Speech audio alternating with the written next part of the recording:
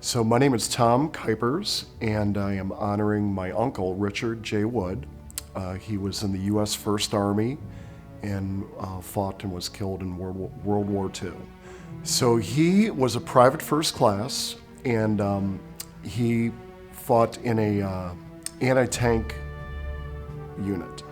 And he got into one battle, as his group was called the Battle Babies, and their division fought in the Ardennes Forest in Belgium. And the German counteroffensive, known as the Battle of the Bulge, started the day before his 21st birthday, and on the second day of the battle, in his anti-tank unit, when the Germans were mounting their offensive, he was killed on his 21st birthday. He was an Olympic athlete. He was in the 800-meter track event, and he had a scholarship to Drake University. And so he was exempt from the draft in World War II as an Olympic athlete. He couldn't get drafted. So after 3-4 years of the war, he got tired of watching his buddies, all the boys that he grew up with, come home in body bags from the war. So against his mother's and my mother, his sister's wishes, he said, I'm going to help fight for our country. And he volunteered for the war, even though he couldn't get drafted and was exempt, and they tried to talk him out of it, but he was firm and said, it's not fair that my brothers are standing up for our country and losing their lives for our freedoms. So he decided he was gonna volunteer.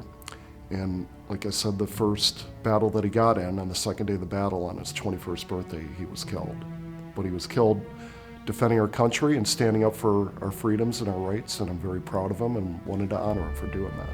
He was a very, very interesting guy, and she took it very hard. It was her only brother, and she looked out. It was her older brother, and she looked up to him because he was kind of the man of the family, because their dad was killed as he was the fire chief in the town that they grew up in, and he was killed during his service. And so her brother kind of became the man of the family and took care of my mom and his mom, and I think that's why he felt like he had to kind of stand up for them and stand up for our country and go over and fight against the evil that was overtaking Europe at that time. I think he should be remembered as a hero, as a great example of what an American man should be, to be proud of our country, to be willing to stand up and defend our freedoms, to be able to stand up and fight back against evil,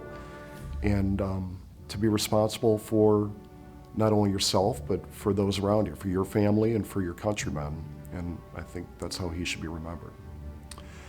I would like them to remember, and I think they always will, my oldest son, I gave him the patches that were on his uniform.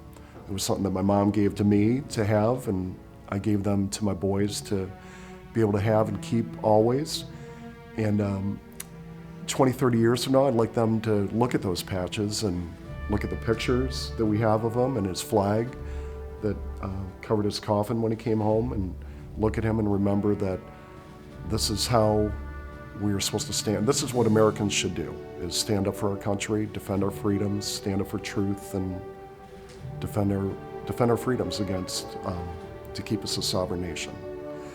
So this is a picture that my mother gave to me. This was an article that was in the paper after the battle that he was killed in, which is the Battle of the Bulge. And it described what the men did and to fight back the Germans on their final counteroffensive, and that they did win that battle. And this is a picture of him after he enlisted in the Army and before he went off to Europe to fight. This was the last picture that was taken of him. So this is a special memento, which is the flag that covered his coffin when he came home from Europe.